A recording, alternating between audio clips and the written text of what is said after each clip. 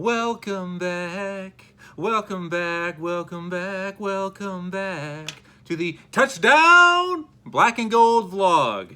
We are coming to you again this week from the Man Cave. This is Season 1, Episode 2, Crystal Ball. I am your host, Blair Parks, representing the black and gold of the Iowa Hawkeyes. I am joined once again this week by the living, breathing, walking, talking Venus de Milo. He represents the black and gold of the Missouri Tigers. He is the Dua to my Lipa, the Jordan to my Pippen, and the Bubba to my Gump. The one, the only, Charlie Oswald. Charlie, how you doing today? What's going on, my friend? I'm doing good. I'm excited to be here again. Episode 2. Look forward to it. I'm pumped. Some good stuff to cover today. I think it's going to be a good show. We have a great show on tap for you guys today. I mean, this hands down will be our best show episode ever. Even though it's only our second, but this will be the best episode ever. Trust us. Yes. What we have on tap for you today, we have 5 topics that we're going to be discussing. First of all, we'll be going through storylines and headlines, some things that have come about that have shaken the college football landscape. Then we are going to go into our Heisman candidates, who we believe will be the finalists. Then we will go, actually before that, we have our initial reaction to the first AP poll that came out earlier this week on Monday. Then we will do the Heisman finalists. And then we will also go into our crystal ball predictions, things that we believe that could come to fruition either during the season, at the end of the season, or before the kickoff to the 2022 season. And also, we will give you, at the very end of the show, what we project the records are going to be for Missouri and Iowa, both what their record is going to be based on our calculations, but also what the floor will be, and the ceiling, how high they could go. And once again, for those who joined us last week, we appreciate you coming back. And if this is your first time with us, welcome. You are now a member of the Black and Gold vlog family. Welcome. Before we move into storylines and headlines, I do need to humble myself before you, the family. I did make a big gaffe last week talking about the Heisman. I did mention that it had primarily been dominated by quarterbacks. I was referring to Devonta Smith winning it last year, the wide receiver from Alabama. I think in my mind, I meant to say it has been dominated by quarterbacks and running backs, but upon further review, I threw the red flag, and it did come out quarterbacks. People were very quick to point this out to me. I do make mistakes. I never claim to be intelligent or good-looking. That is why Charlie is here. But when this happens, I will absolutely own up to it, and I've been married long enough that I don't have any pride issues remaining, so it's okay. So, my bad.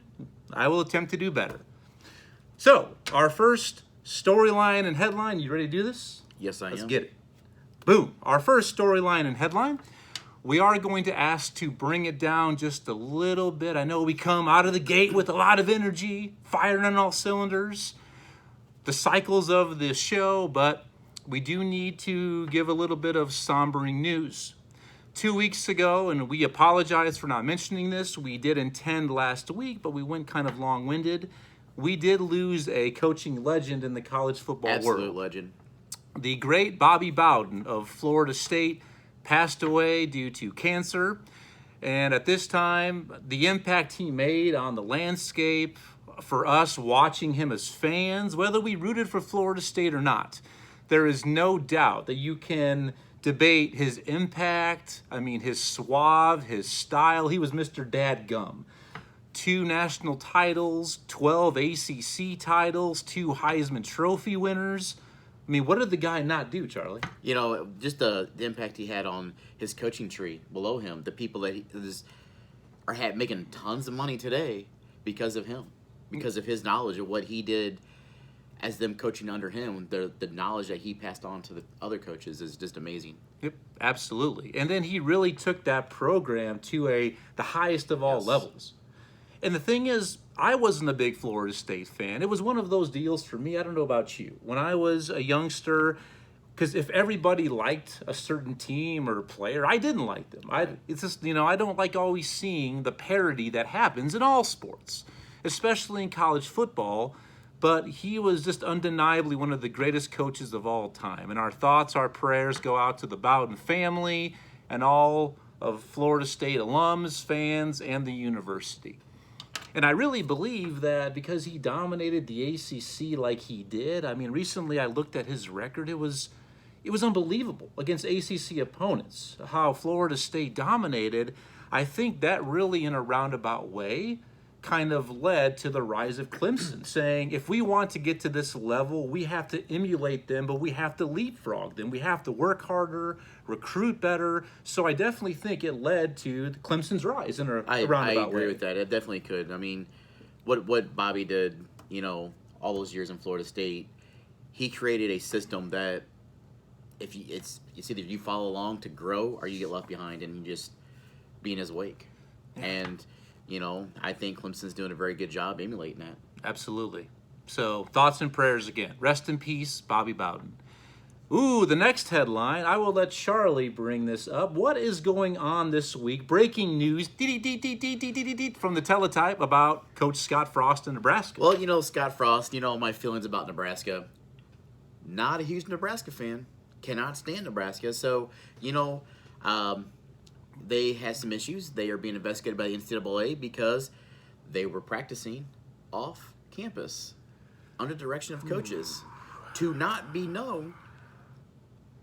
How as a head coach do you allow this knowing in a pandemic you're not supposed to be practicing? Any organized activities. Right. As a team. None. As a team.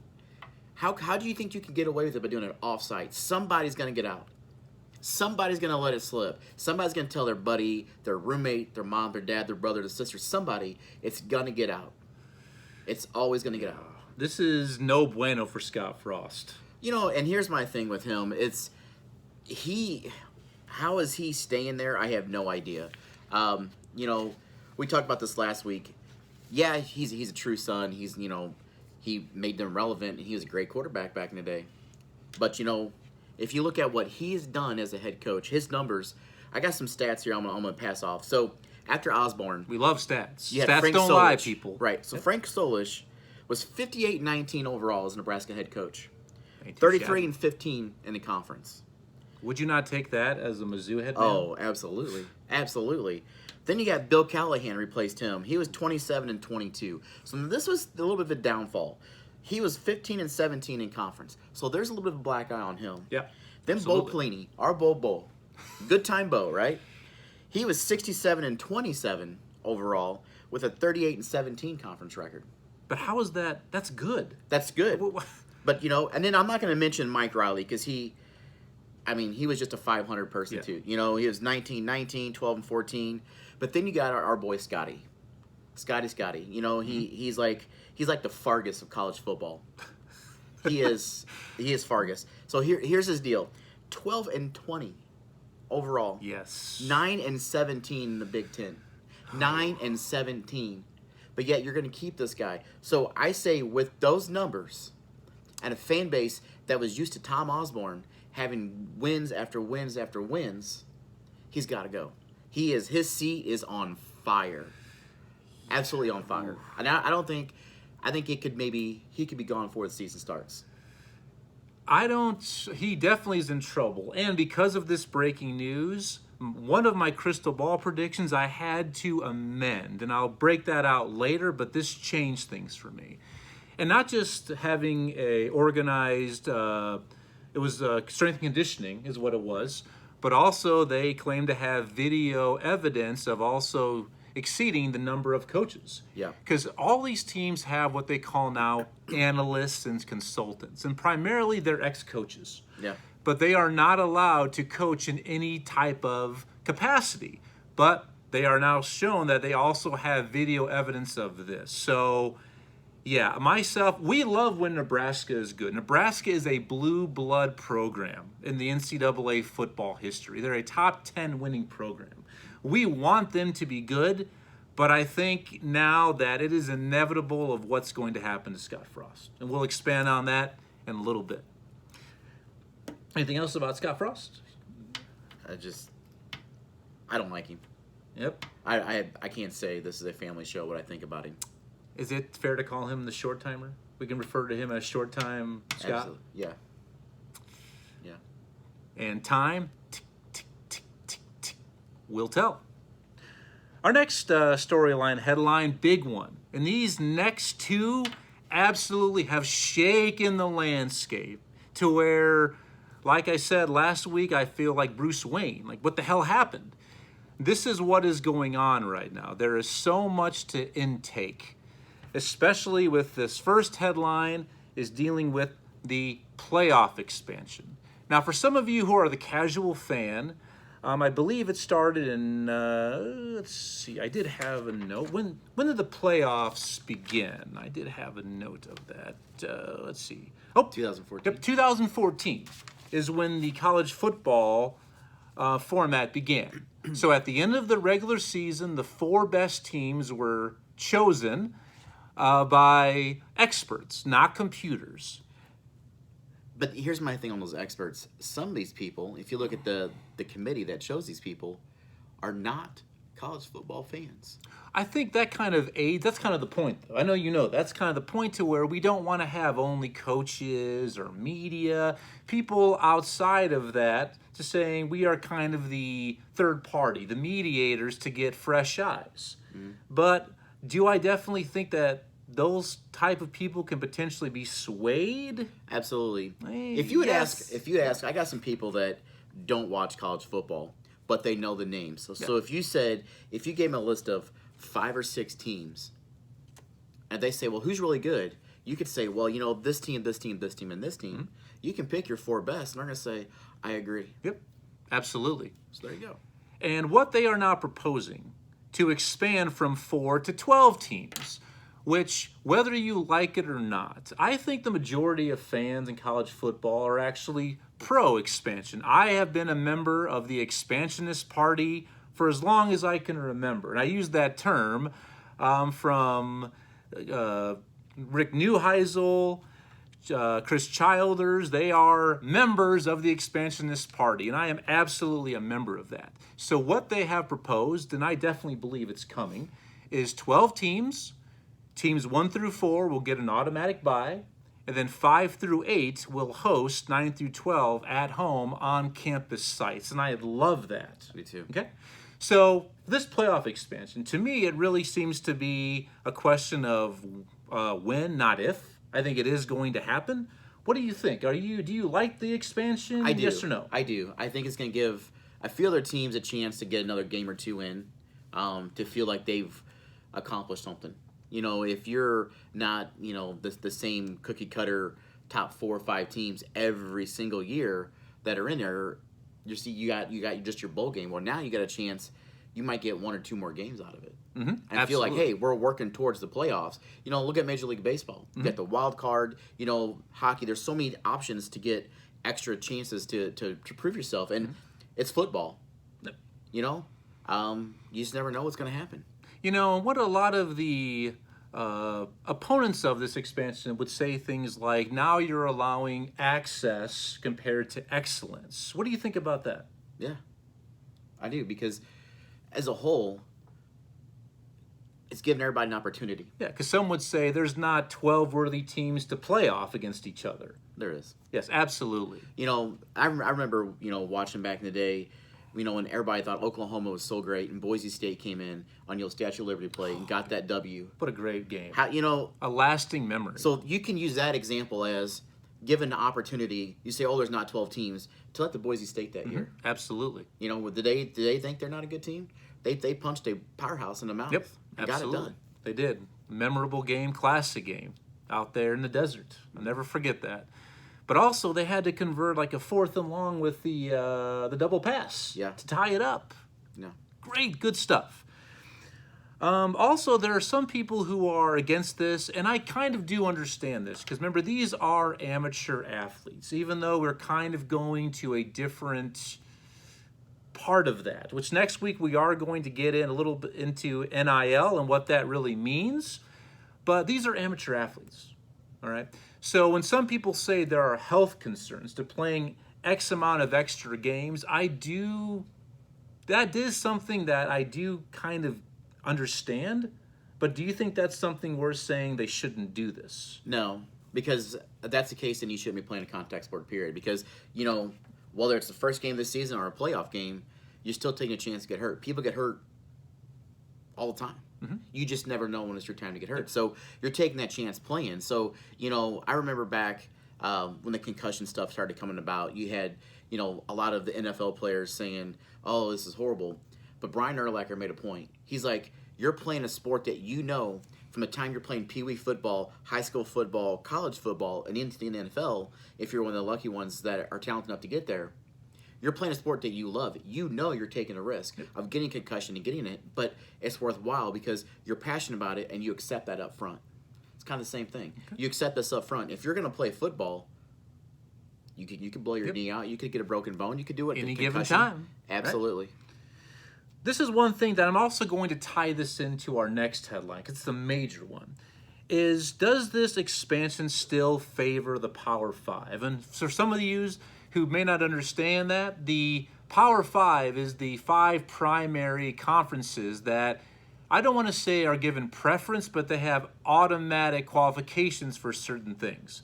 To where, let's say if you, like a Power 5, let's say you wanted to compare Freddy Krueger compared to Jason Voorhees from Friday the 13th, yes, I guess you can debate that, but there's no debate. I mean, Freddy 10 times out of 10 is hands down the man, the best. That's just my opinion. I'm a Jason guy. Oh, I knew it. But do you think this still would favor the Power 5? To an extent, I think it does, because, obviously, from a recruiting standpoint, if I was a recruit and I could go to a non-Power 5 or a Power 5, I'm going to be swayed to go to a Power 5, especially now with the NILs coming in place. I have an option to get my name out there, make a little bit more cash flow. Because, again, if I get hurt and I can't make it to the NFL, I'm still going to make a little bit more money on the back end. Absolutely. So we are both for it, and we will see what it plays out. Stay tuned. During Crystal Ball Bold Predictions, I will let you know when when we think, because Charlie can either disagree or agree with me by a yay or nay, when that's going to go into effect. Stay tuned. We'll find out. Now, the next major headline, and this is just something that broke roughly a month ago, and out of nowhere, there were rumors about Texas and Oklahoma joining the SEC. So now we have realignment and conference expansion back on the table. Wow. You talk about just out of nowhere, earth-shattering. See, that tells me as a fan, there's a lot of closed doors talk that's been going on for a long time, because you don't just come up and say, hey, we're gonna do this, and the SEC is like, oh yeah, there's a lot of stuff we don't know. Was there a lot of money being thrown around? Some backdoor dealings? There has to be something. Absolutely. For it to happen that quick out of nowhere. Yep. We want to be in the room where it happens, the room where it happens, the room where it happens. Another Hamilton song there for you. I know you're a big fan. Absolutely not.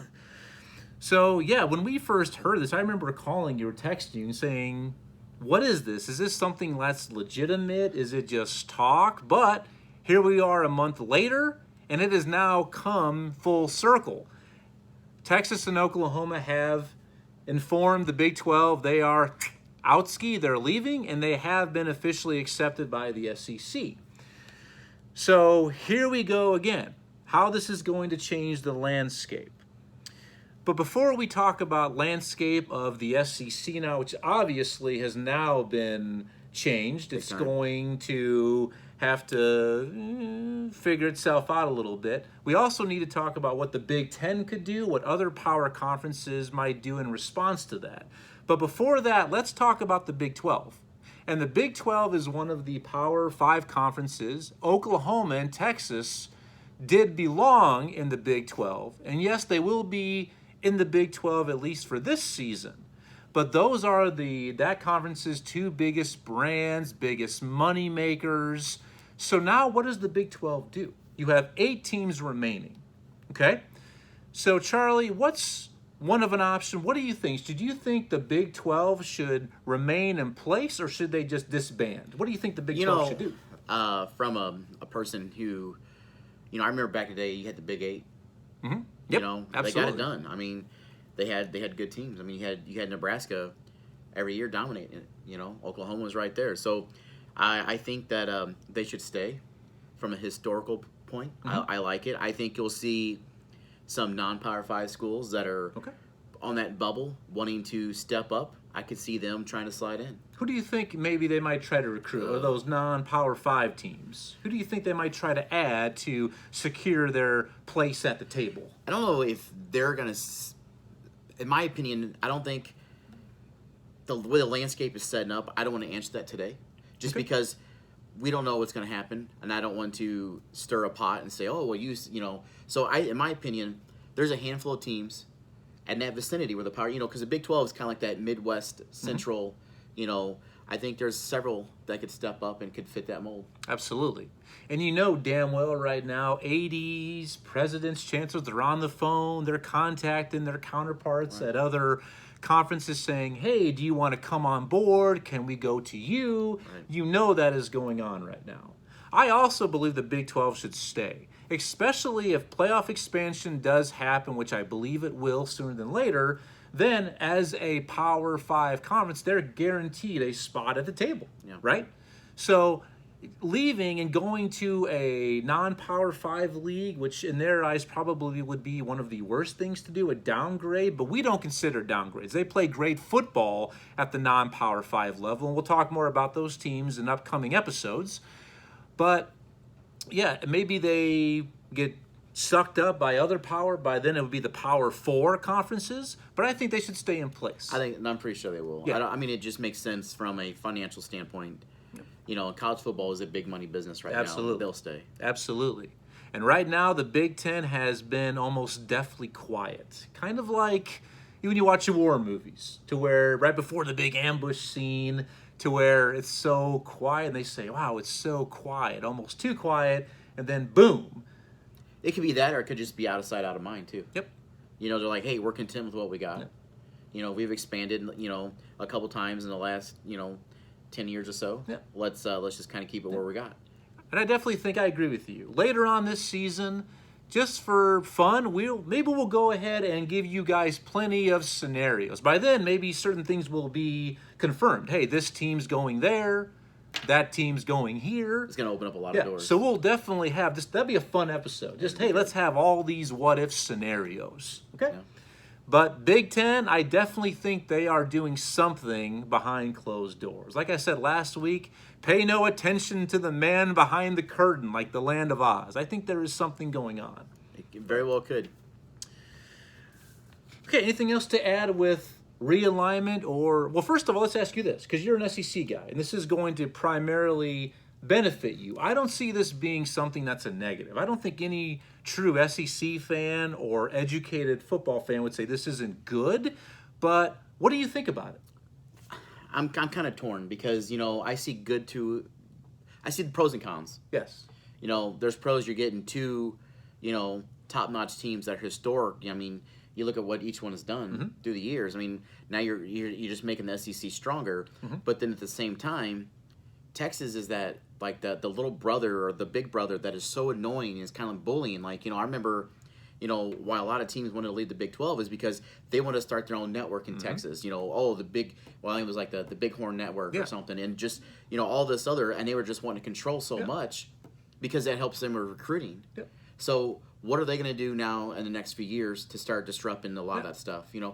And as a Mizzou fan, obviously we don't have that same clout, so it's going to affect us and some of these other ones. For instance, I was reading an article about South Carolina. They're having a hard time. So they had a grad assistant that came over that played it 2 years at Iowa State.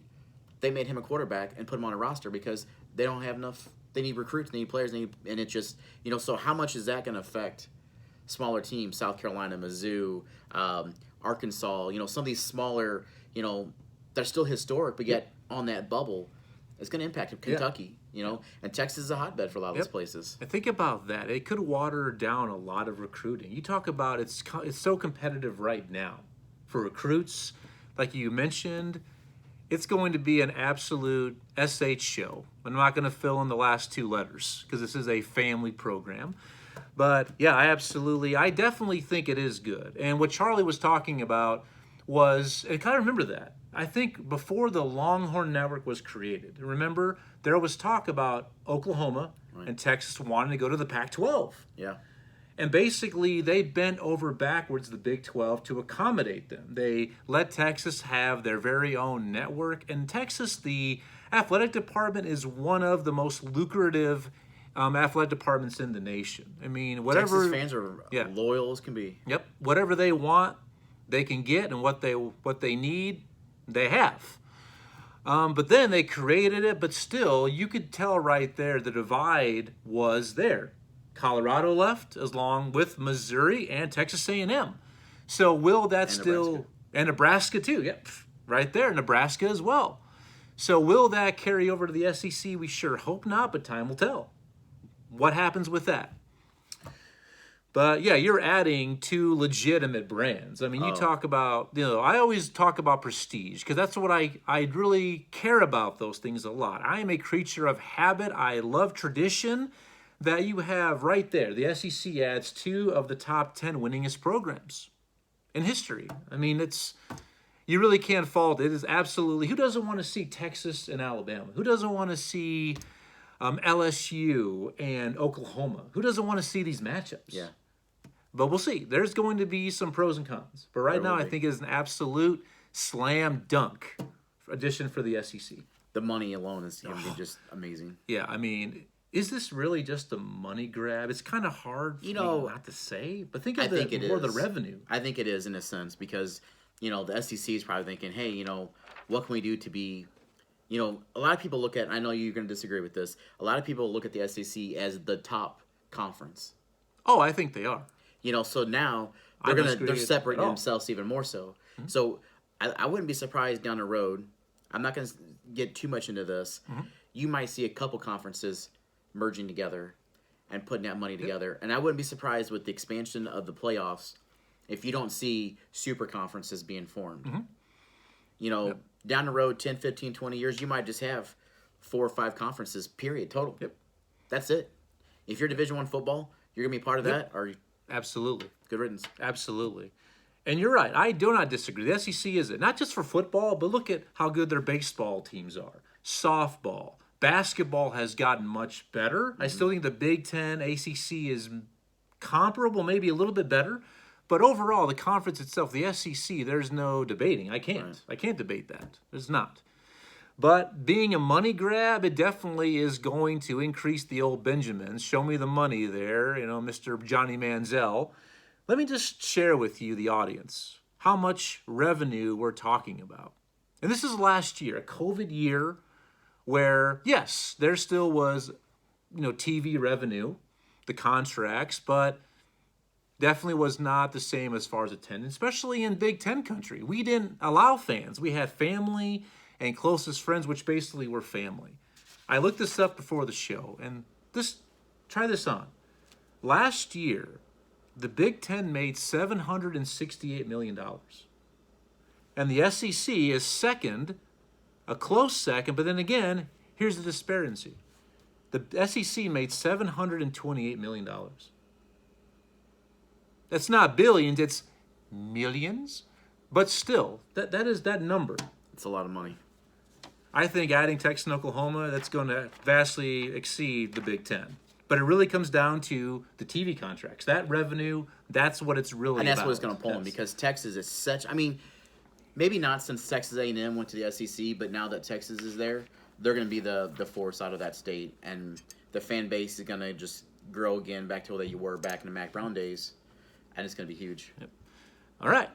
I think we'll go ahead and move on to our next topic, the AP poll. The AP poll, the first AP poll came out on Monday. And like every fan, we look at that and we say, oh, let's look at where's our team, or who's overrated, who's underrated, who's not rated. But also, Charlie and I, we get it. These are preseason rankings. Yes, it's a good indicator of who should be there at the end, right? But a lot of this comes off of, hey, what did you do last year? How was your recruiting during the offseason? Right. So you really can't put all your eggs in one basket for these. But still, we're going to examine it right now. And what Charlie and I have done, we looked at the AP poll, and we are both going to select 2 teams that we feel is overrated and 2 that are underrated. So let's go ahead and start with overrated. And I kind of feel like... I think we're going to agree on a lot of these because it's... If you look at number 2, but should not be there. Overrated. I mean, I kind of say Aerosmith, to me, is overrated. Like their song, hey, jaded. It could be, hey, we're overrated. It's same thing. There's no GNR, that's for sure. Yeah, that's true. So maybe from now on, overrated, we'll reference Aerosmith. I like sure that. All right, beautiful. I love that. So Charlie, give us your first overrated team. I think, we talked about it's got to be Oklahoma. And I think, year in, year out, preseason, they're always ranked high, and they always take some lumps, and they drop off, and then they pick it back up. But to say they're that high up this year... I don't know what they were thinking. Yeah, I get it. Once they have a potential Heisman finalist on the team, and we'll get to that on the next topic. And they finished up the season very well. They knocked off Iowa State, another team that we'll get to. Iowa State. They defeated Iowa State in the Big 12 title game and absolutely demolished Florida. But Florida really treated that bowl game as a glorified scrimmage. They had so many people who sat out for the NFL. It was tough to really gauge. Yeah. Was Oklahoma that much better than Florida? It was tough. It wasn't even a fair assessment at that time. But I'm with Charlie. I also picked Oklahoma. Now, do I think they are a top 10, top 5 team? I do.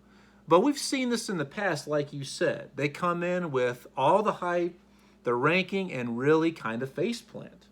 So we'll see what happens. So we agree. We are right spot on with Oklahoma. Charlie, who's your next overrated team? I got to go with Texas A&M, number 6. Jimbo Fisher, his teams, that's awful high. It is. I could see maybe a top 15, top 12, but 6? Yeah. That's a little high. Yes. We'll see. I could be wrong, and from as a fan, I hope so, because then when Mizzou plays them and we whip their butts, awesome. We'll see. Awesome. You're going to have your opportunity. Yes, we are. A&M comes to Como, sleepy little Como, and we'll talk about that game later for big game predictions, because the week before they come to Como, guess who they host down in College Station? Alabama Crimson Tide. So they're going to be putting everything into that game, whether win or lose. Next week, we get to travel to sleepy Columbia, Missouri. You know what, We'll see what happens. Fro's tough when they, people do it, but they say it's tough to come in. We'll see what happens. Yep, and I actually had them my honorable mention, number 6, because they have to replace quarterback, I think 3 or 4 offensive starting linemen, and they play in probably the toughest division in all of football. Yeah, number 6, I'm with you. Top 15, maybe top 10, but number 6 in the nation? Absolutely not. Don't quite see it. Now, my other overrated team, I did agree with Charlie, was Oklahoma was 1, but also number 9, Notre Dame. What do you think about Notre Dame? I could see why they're up there, but they got to replace a lot of people. That's an awful high ranking. And I'll say this, just to prove that point of what you just said, 1, 2, 3, trace. They only have 3 returning starters on offense. Yeah. To replace that many people, to come in, underclassmen, or maybe even people that sat, it's going to be hard to come in on that level and compete at that high of a ranking. Yep. And last year, they were one of the 4 playoff teams, so reward them for last year. I get that. A&M, I think, only had 1 loss last year, if I remember right, to Alabama. But Notre Dame got their asses waxed in the playoff. So you reward them, but we'll see what the season brings for the Fighting Irish. Yeah, absolutely. Now let's move on to teams that we believe are underrated. And Charlie, who is your first underrated team? I think we've talked about this the last week and a half or so. There's a team that was chosen to be overrated by a lot of the other expert analysts, and it's got to be Iowa State. I will call it. I'm not going to say right now, but I think at the end of the year, Iowa State's going to be pretty happy. That's all I'm going to say. Yep. And we'll definitely expand. I think 2 more episodes from now, we're going to have our final predictions for conference winners, conference contenders, playoff. And yes, Iowa State is a team that we might be mentioning again.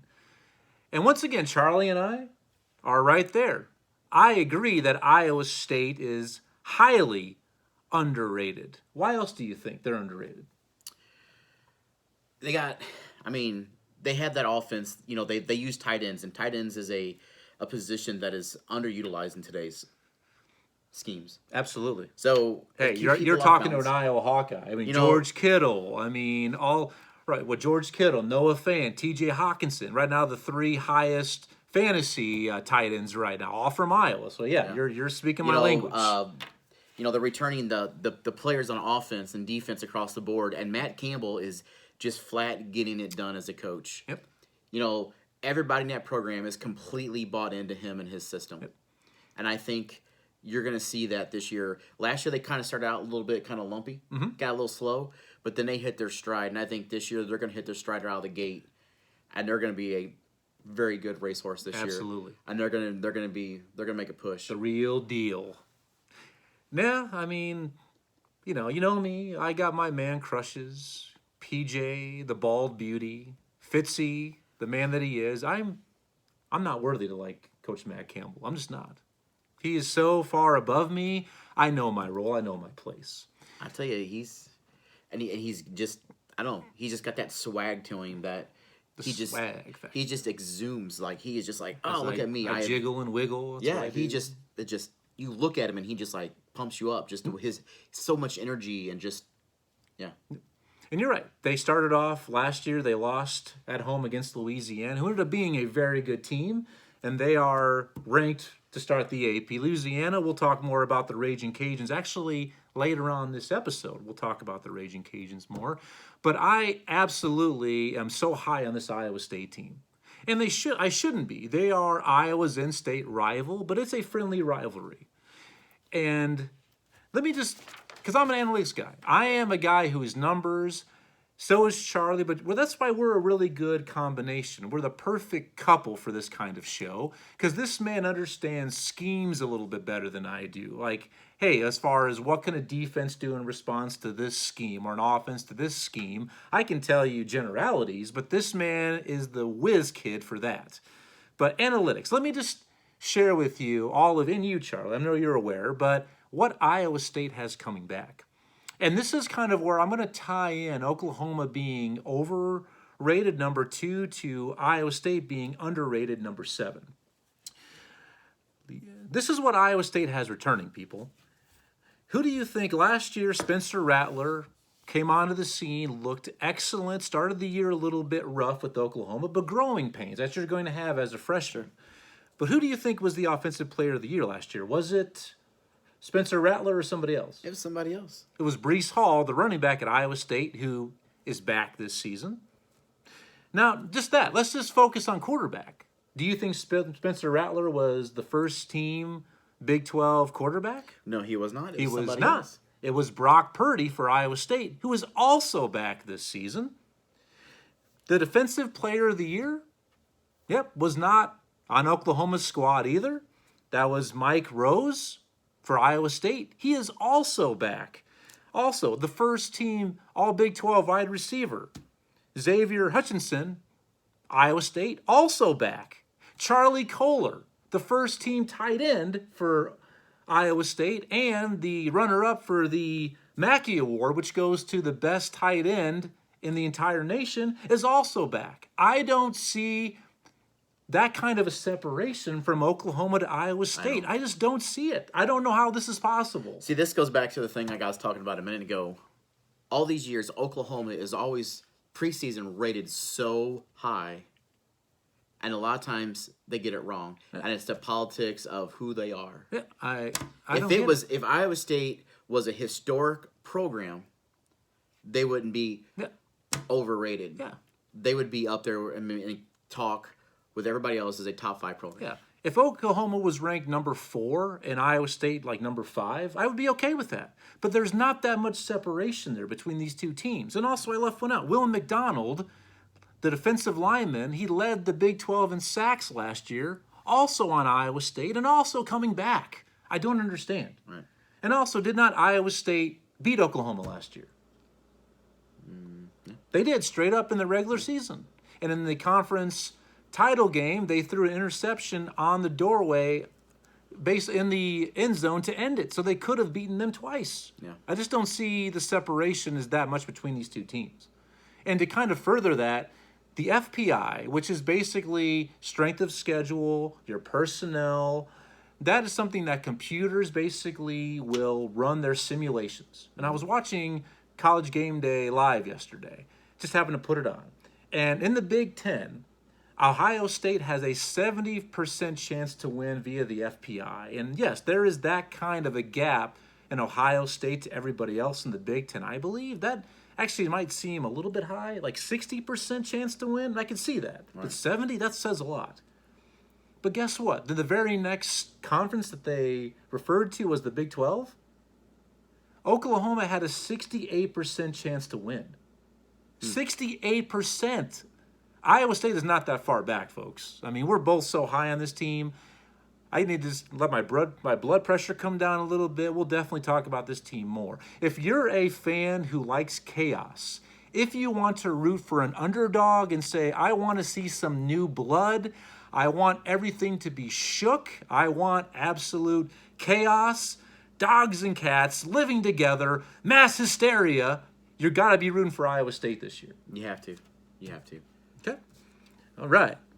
So who is your next underrated team? This one you might kind of laugh at, but I think it's got to be Coastal Carolina. What they did last year. Chance. Okay. Now I know that Chance. you say, well, it was last year, but they surprise people. The last few years are surprising people. I'm actually gonna look at their schedule here. Go. And I believe with what they've got, what's going on there, they're ready to play anybody. They have a high level of confidence, and to be rated, in the bottom down there, I think they could go up a little higher. I think you could almost say right now, as a preseason, you could say they're top 15.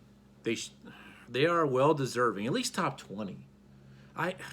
There were so many good teams last year from the non-Power 5. Coastal, Louisiana, the Raging Cajuns. And Louisiana's down there toward the bottom too. They could be higher. I mean, hands down, I think one of the coolest mascot names, the Raging Cajuns. Go Tigers! I mean, they're great. Yeah, it's such a great name, the Raging Cajuns. And BYU last year was great. Liberty, the Flames were great. There were so many good stories from last year. Yeah. Just looking at Coastal's schedule, they have some good games. They're going to be able to prove that is not a legit ranking. They go to Appalachian State, who is always good. Appy State always plays good football. Coach Drink will tell you that. Yep. They also, I know for a fact, they go to Kansas. Well, actually, Kansas comes to their house this year.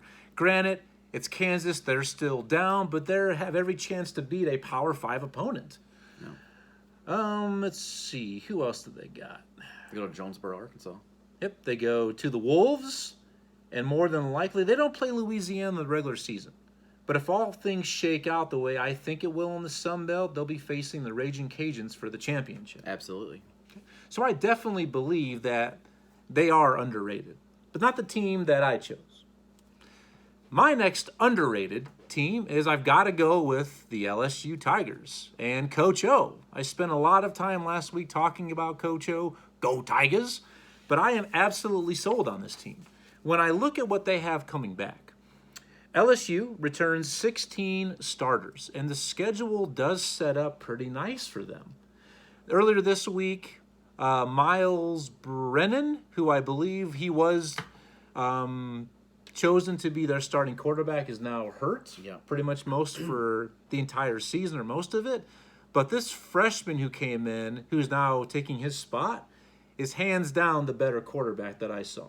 Yeah. So I definitely think this is a big bounce back year for LSU. And they're going to have a huge matchup week 1, going out to the hallowed ground of the Rose Bowl in Pasadena to play UCLA. And what a intriguing game that's going to be. Two coaches that I believe are kind of in peril on the hot seat. What a big game that's going to be, opening night out in California. That's going to keep Coach O's seat. He'll be there next year. Yep. So I expect good things from LSU. Okay. All right. So that's going to wrap up that subject of the AP poll. Feel free. If there's anything you want to discuss, Charlie, go ahead. What about somebody who should be on there that isn't? We talked about this a little bit in the last couple days. I believe a team that should be ranked that's not, that I know they got some love, they got some votes, is the Liberty Flames and what Coach Hugh Freeze has done there at Liberty. Yeah, they got 16 super seniors returning. So they're going to be a force. When you have 16 returning super seniors, what does that really mean? So that just means, so with the COVID and eligibility, they got another year to play. So now they're super seniors. So now you got guys that's going to have 5 years plus in a system of learning and growing and making themselves better. They're going to be a force. Yep. And what that means to me is experience wins games. Team cohesion, like we have, wins games. So I do expect big things from Liberty, too. And Coach Hugh Freeze, at some point, he's going to be moving out. His offensive he'll be back. Genius. Yes. At some place. He'll be back in the Power 5. He had a little bit of a scandal and some problems. We won't get into that right now because it'll get a little time consuming. And we believe in second chances. We are forgiving people, and we believe in second chances. And he'll be within 2 more years. He'll be somewhere Power 5. Yep. And stay tuned. I might tell you during our bold predictions crystal ball where these major coaching vacancies could be, and Hugh Freeze may end up filling one of them. Absolutely. We'll see. Next subject. Moving on, we are going to now break out the crystal ball. Let's see what Madame Ruby sees. I love Pee-wee. Pee-wee's Big Adventure Classic. Okay, so let's talk about the Heisman. And what we have decided to do is we will give you our 4 predicted finalists. Charlie, lay on me and our fans, our family, who are your Heisman Trophy finalists for this year? It's going to be Rattler just because of his quarterback skills. So Spencer Rattler from Oklahoma. Okay. Yep. Who else I you do got? say that. You got to say, man, right now with it being early this year and going by what's last year, to me he's my front runner just because of what he's got going. And I think you have to throw in Breece Hall as a running back. Mm-hmm. Back again, we're talking about Iowa State. He's going to get a workload. He is going to carry a bunch. And then you have to go to an SEC and JT Daniels. Okay. Georgia? Yeah. Okay. So you've got Rattler, you've got Hall, you've got Daniels. Is there somebody else? I'm going to go with those 3 for right now. Okay. There's talk of several others here or there that are on the bubble, but I think those 3 will separate themselves. Okay. And I'm almost going to say now that I think Hall has the biggest chance to win it overall. Okay. We'll see what it plays out. And once again, you and I are pretty much spot on. I also have Spencer Rattler, the QB from Oklahoma, being one of the finalists. I also have Breece Hall, the running back from Iowa State. So right there, we're 2 for 2. I also have JT Daniels, the QB at Georgia. And I think we will definitely kind of break that down next week when we kind of do our in-depth conference previews. Because JT Daniels doesn't really have a lot of experience, but we'll kind of break that down. Right. And now my 4th finalist, I also like Sam Howell, the QB from North Carolina. This guy is an absolute gunslinger. I think he will probably have the best NFL acumen than the other quarterbacks that we mentioned right now. I just love watching Sam Howell. I mean, he is deadly in the pocket, but when things break down, when he scrambles, what he can do with his legs and his arm is just, it's basically another male Adonis, which you know all about. Yeah, here we go. He reminds me a lot of an old quarterback from Iowa in Drew Tate. Drew Tate was the same kind of caliber player. Absolutely. Wasn't the greatest. He was okay in the pocket, but when he rolled out on the run, he made things happen for Iowa. I mean, just to move the chains. So I do like Sam Howell as well at North Carolina to be a finalist. And I think some of these names are going to change once the season gets close. After that first week or two, I'll give my prediction who will be the finalist, who will win it, and who will be the runner-up. Yep, and Charlie's right. These are just what we see right now on paper. We look into that ball. This is what we see. This is what we are forecasting, predicting, but this absolutely can change. And we definitely will give you a Heisman update throughout the season, but this right now is where it stands. All right, and I do want to, because last week and also right now, we will remind you, we want to keep you, the Black and Gold vlog family, involved. We want comments. We want questions. If there is something that you would like us to debate or bring up, by all means ask. Leave it in the comments section. And if you haven't subscribed yet, please do that. Share, like, do what you can do to help spread the word.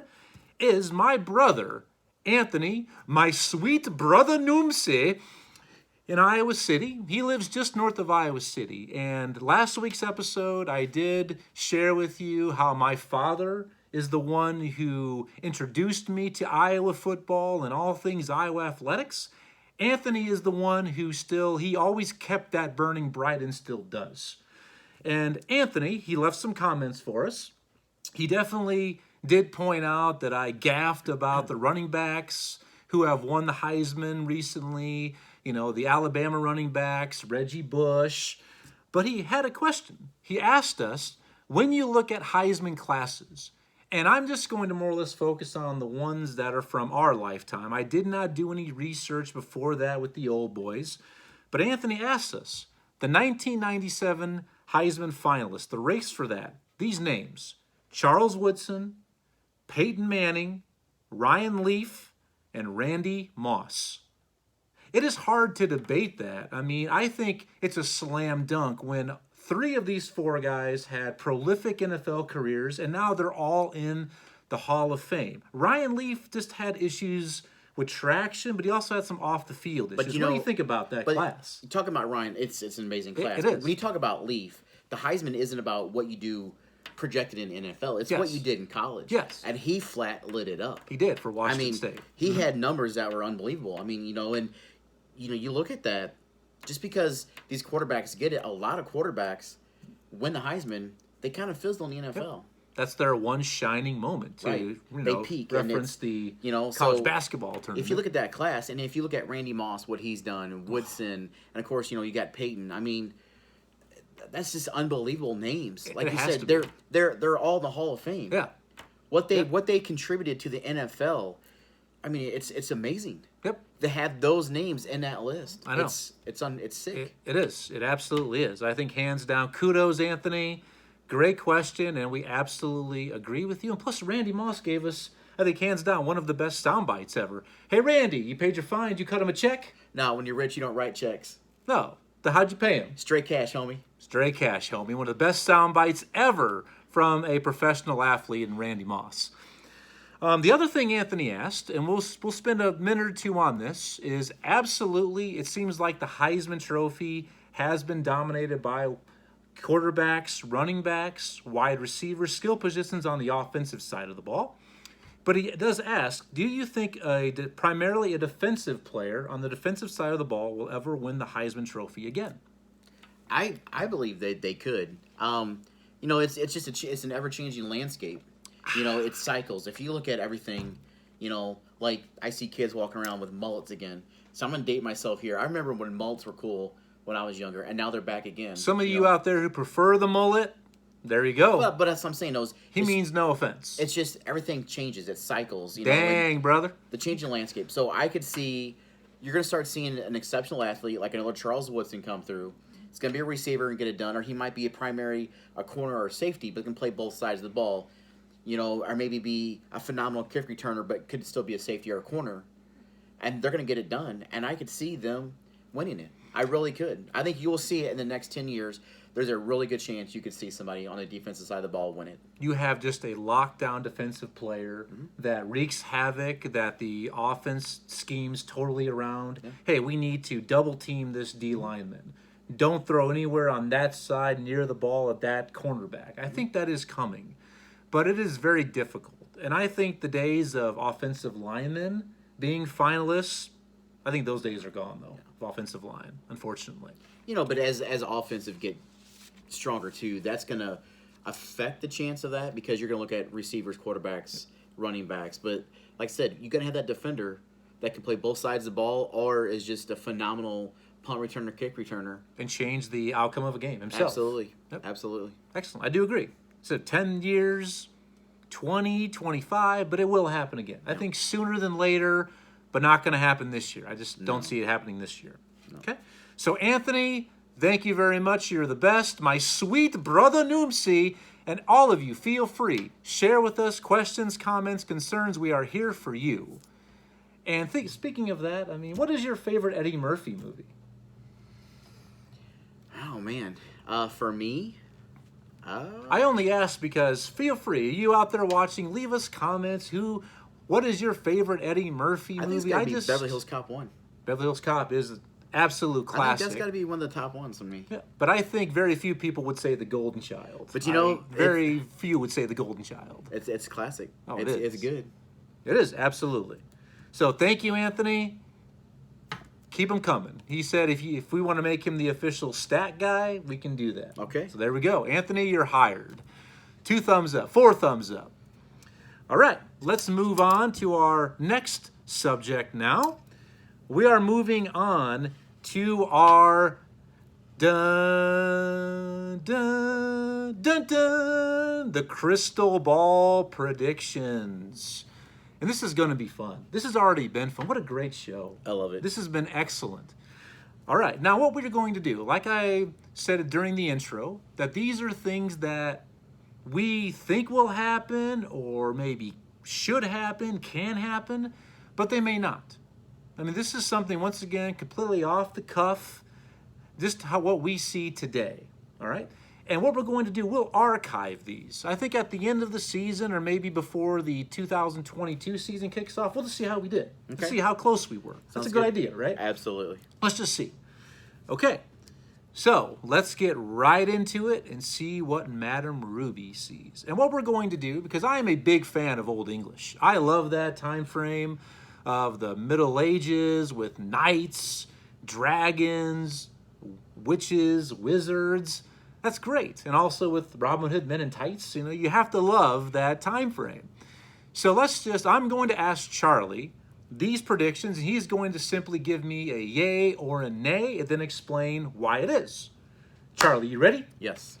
My first crystal ball prediction is the 12-team playoff and Texas and Oklahoma will both begin in the SEC play and the playoff in 2023.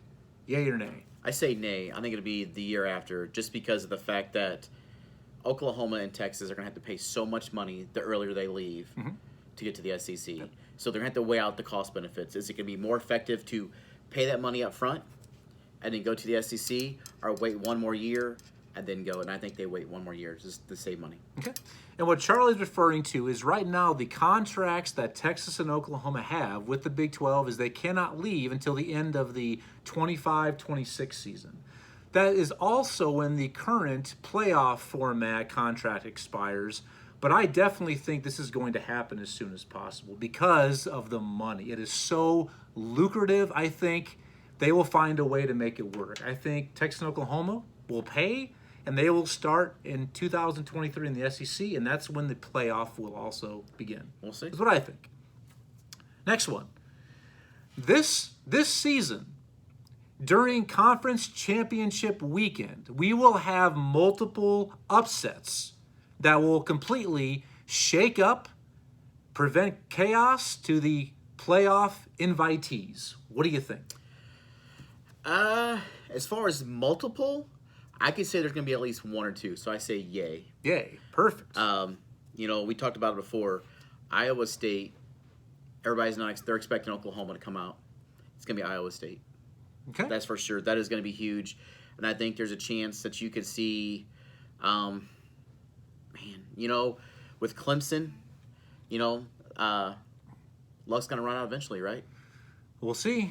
We shall see. But this is great because we really haven't had a big-time upset on championship weekend for a while. I can't remember the last one we had. So, could you say, is it going to be Ohio State? Is their luck going to run out? Yeah. Or is it going to be Clemson's luck going to run out? Because We'll I don't see. Well, here's another one. Georgia, their schedule's so weak. Could they have it together to upset old man Nick? Or let's say going into the SEC, and this is not what I'm predicting. You got to just hang with us. A little teaser here. Here's the cliffhanger. You're looking over the edge. Is let's say Georgia's undefeated because of that, but I think they are a legitimate team. They're going to be. Let's say Alabama is the lower seed with one loss. Maybe Alabama knocks them off. That to me, that's an upset. There's no doubt about it. That's exactly it. Like last season, folks, Northwestern, the Cats, and my guy Fitzy, they hung with Ohio State for 3.5 quarters.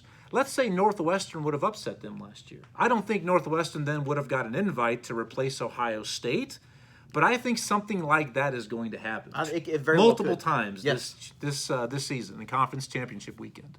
Okay? And if you missed it, Charlie just gave you one of his playoff predictions right there. We'll see.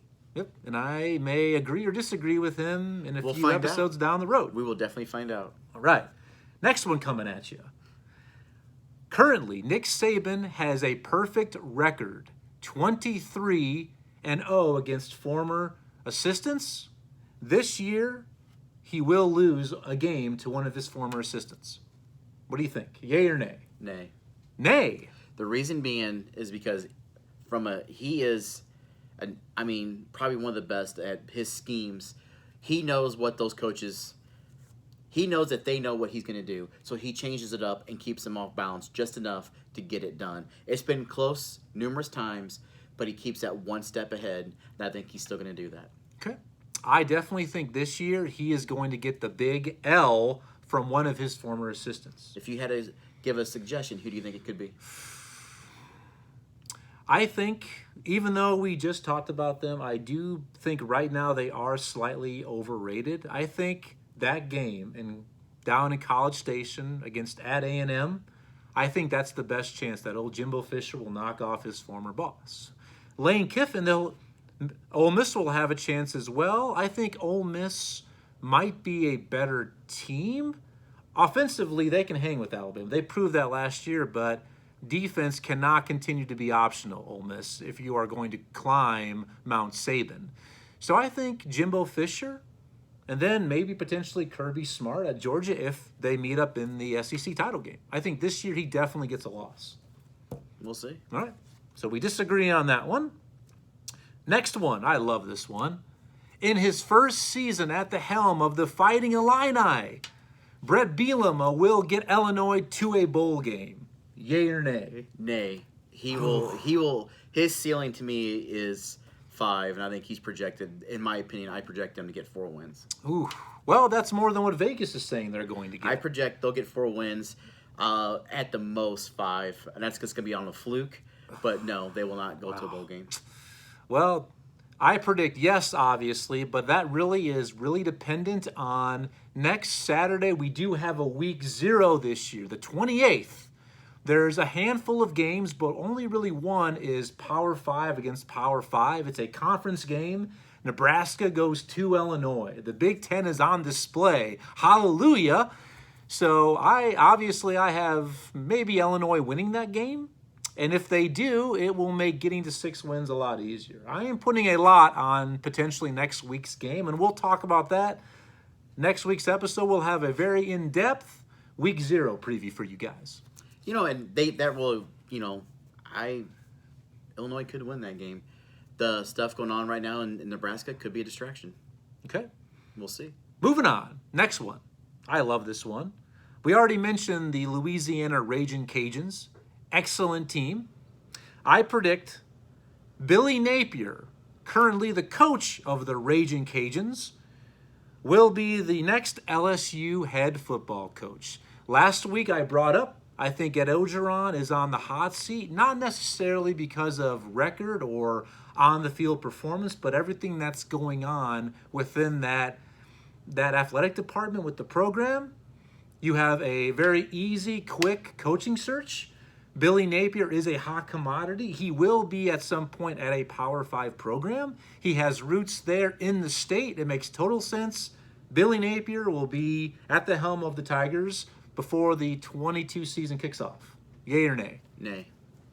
Oh, we disagree again. The reason I say that is because, a lot of the stuff at LSU goes back to Les Miles and not so much Ed. Okay. So, and it's like anything else. Winning fixes everything. It does. So, like I said, I expect big things from them this year. Ed, win out, buddy, and you'll still getting paychecks. There we go. There you go. Straight cash, homie. That's it. Next one, moving on. And this answers last week when I mentioned Jim Harbaugh on our segment dealing with coaching hot seat. My guy, our guy, Matt Campbell, will be the next head football coach at Michigan. Yay or nay? Yay, absolutely. I think either he really will be able to pick any vacancy or the NFL. But to me, Matt Campbell, and also a little while ago during our first segment, Storylines, actually it was the AP poll, when I mentioned everybody back for Iowa State compared to Oklahoma, guess who was the Big 12 Coach of the Year? Matt Campbell, and still there at Iowa State. But I just see Matt Campbell being a Midwest guy. I think there will be plenty of high-profile openings, and I'll get to those in a little bit, but I see him staying in the Midwest. I agree. And the reason is, Harbaugh, Michigan opened the checkbook out and brought him in. Yep. So they show that they're willing to pay, and money talks. So as some of these other programs that we're going to talk about in a little bit of who will have vacancies, I still say that Michigan has a little bit deeper pockets and can pull them in. Okay. Moving on. This is from earlier today, so hopefully you are paying attention. I predict, looking into the crystal ball, for the second straight year, a QB will not win the Heisman Trophy. Yay. No? Okay. And we're not going to say who that potentially could be because I kind of already did. We already kind of did. I made my prediction already. And like we said, we will definitely give you the updated standings for the Heisman as we see it each week during the season. And someone else could come completely off the radar. A wide receiver, a defensive back, a specialist. So we will keep you up to date, but I don't see a QB winning this year. I just don't. No. Okay, so we agree on that one? Okay, this is a tough one. Moving on. I need to humble myself once again. I am a fan, maybe fanatic, but I am not a Mr. Homer Simpson. My next prediction, looking into the crystal ball, is Florida, Indiana, Iowa, Texas, and Arizona State will all begin this season ranked, and they are in the first AP poll, but all of them will end the regular season not ranked. Yay or nay? Ah, man. Is it all or none? Well, let's look at this. I've got, 5 teams? 5. So let's say the majority. Do you see 3, 4, or 5 of them finishing unranked? I could see 4 being unranked. Okay, so that'd be a yay then, right? That'd be a yay. Okay. And these teams will have the potential to finish ranked based on their bowl opponents, how they do. And a lot of this comes down to the losses you take and win against who. I think Iowa, my boys, I think they'll have a couple losses down the stretch that could hurt their profile, still be worthy. They're not overrated in my eyes, but it comes down to when you take your lumps. And I think they'll have a couple late season losses that is going to drop their profile a little bit. But could finish the season ranked? with a bowl victory. Well, you got to look at Arizona State. I think they're ranked 25th right now. 25th, yeah.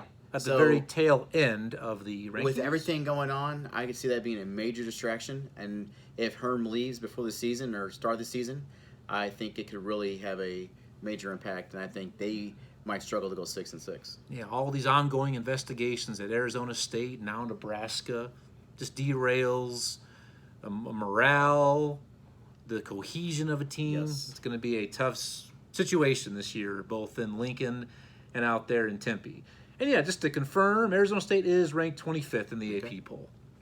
So we agree on that one. And this is the one that I had to amend. Before we came on the air, I had to change this. Prior to this week, when the news broke out of Lincoln about Nebraska and Scott Frost, which we've already discussed and mentioned, my bold prediction that Scott Frost would remain the head football coach at Nebraska. Not saying he was going to have a breakout year, but 7-5, 6-6, I think would have bought him another year or two. There's a new AD there, but now with this new news, this breaking news, even if they win the Big Ten West and then have the privilege of getting their asses waxed by Ohio State, you go, let's say, to the Rose Bowl as a parting gift and maybe even competitive against a Pac-12 opponent.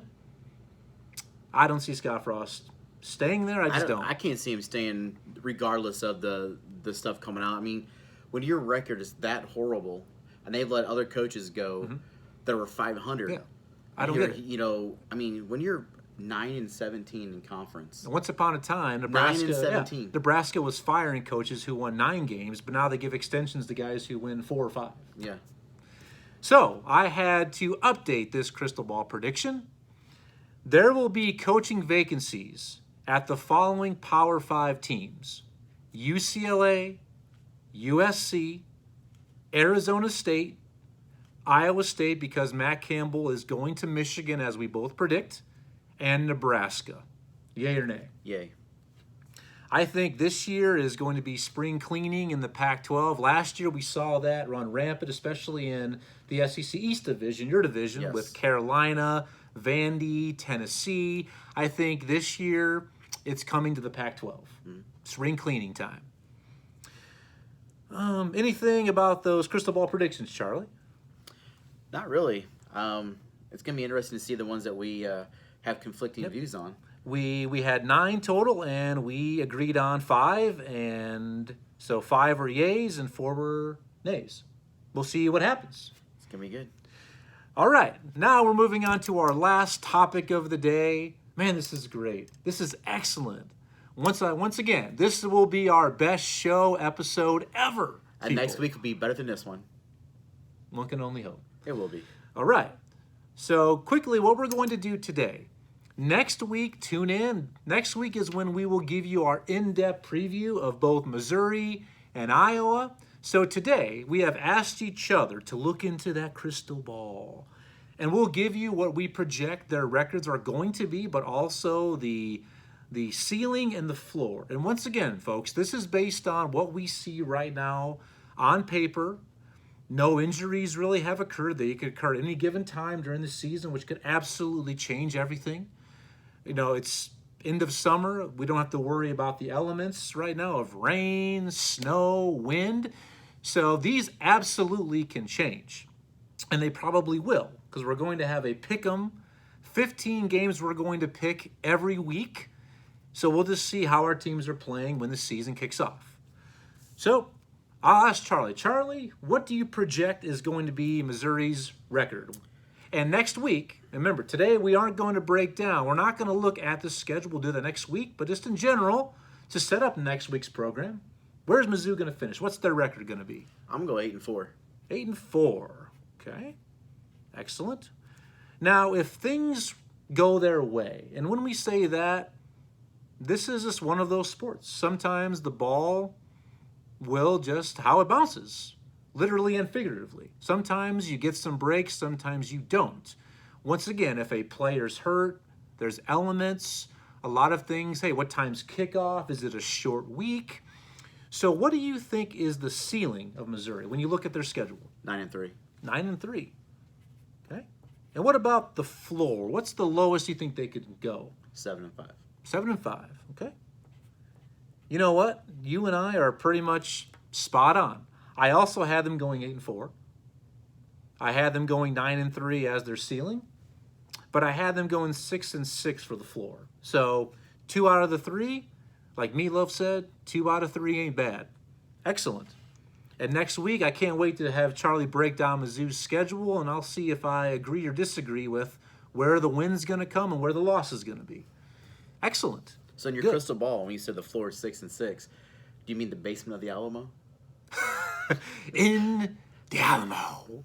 Alamo. In The basement.